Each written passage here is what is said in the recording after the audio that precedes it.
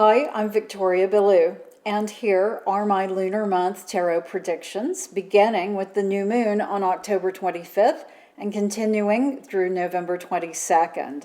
This powerful cycle starts with the day and hour of the new moon, and each quarterly phase covers approximately 1 week, with a minor turning point occurring roughly every 3.5 days using the sidereal cycle. The 4 quarterly transitions are considered significant because they reflect our 4 main astrological aspects between the sun and the moon: the conjunction, or new moon, the opposition, full moon, and the waxing and waning squares, the first and last quarters.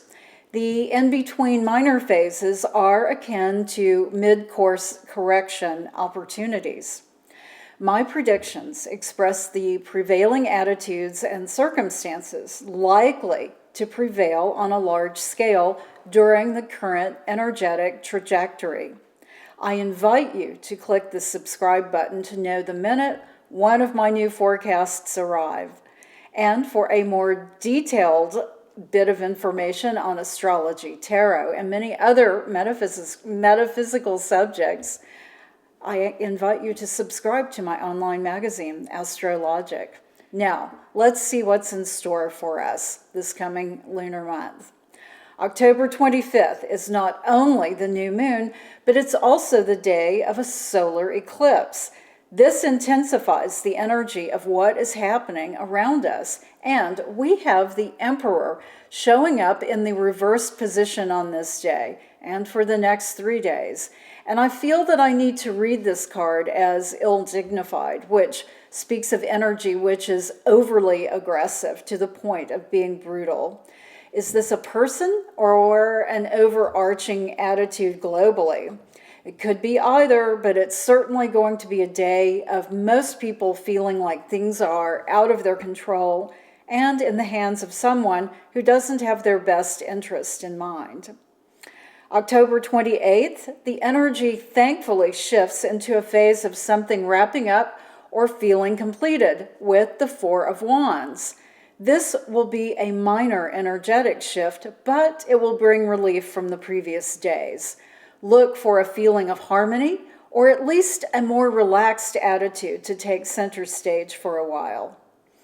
November 1st, we slide further into a relaxed frame of mind as the Hanged Man appears for the first quarter of our moon phase and for a few days afterward. A surrendering demeanor will overtake our larger awareness. Have we given up on something or just pulled back to take a break from the relentless pace of what we have to deal with on a daily basis?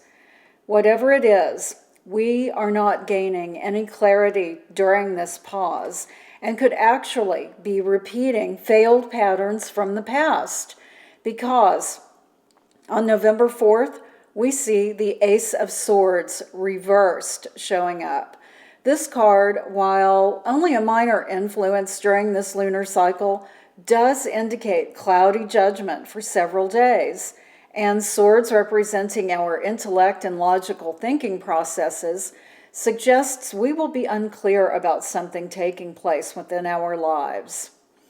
For the full moon on November 8th, this pervasive mental fog of ours will manifest into a major feeling of burnout. This is what the Knight of Swords reversed represents. All of our mental energy will feel spent on that day and several days following. We've just hit the wall in some capacity. Is this referring to the financial situation globally, or is it talking about the exhaustion from war and conflict of other sorts? Whatever it is, we will feel restless, unfocused, and desperate for a positive change. By November 12th, we do finally feel a break from the stress of the past week, but it won't be a major release. Yet it will be embraced. Here, we see the Fortune card heralding this most welcome respite. We will have a few days to recalibrate and slough off the confusing, sluggish energy from the previous days. And we rebound with a heartfelt attempt at being optimistic about the future. However, when we reach November 16th and the last quarter of this lunar cycle, our fervent hopes that we are in the clear will be stalled. With the Three of Cups reversed and abundance in the Thoth deck, as it's called, we will see that wishes we had for smooth sailing aren't materializing. The prevailing attitude for most of us will be to withdraw, either emotionally or physically, or perhaps both. Spending time at home, finding time for yourself, or going completely the opposite way and blowing out your frustrations by partying are the likely coping options for these few days. As we reach the last minor lunar phase happening from November 19th until the new moon on November 23rd, we begin to feel a slight shift from the directionless and stumbling weeks before.